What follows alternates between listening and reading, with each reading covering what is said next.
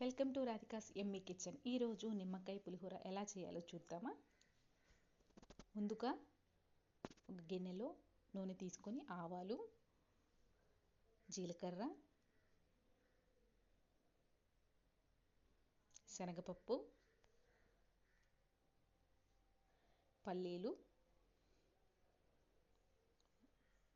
వేసి కొద్దిగా వేయించాలి. ఆ తర్వాత ఎండుమిర్చి, సగానికి చీల్చిన పచ్చిమిర్చి కూడా వేయాలి.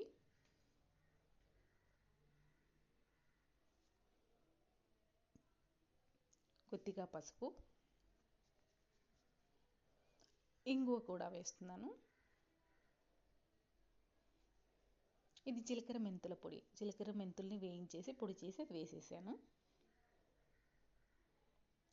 చివరిగా కరివేపాకు, ఆ తర్వాత కొద్దిగా నిమ్మరసం. మనం తీసుకునే అన్నానికి సరిపడా నిమ్మరసాన్ని తీసుకోవాలి. ఉప్పు. ఇవన్నింటినీ వండిన అన్నంలో వేసి మంచిగా మిక్స్ చేసేసేయాలి. ఇలా నీట్గా కలుపుకుంటే రుచికరమైన టేస్టీ పులిహోర రెడీ.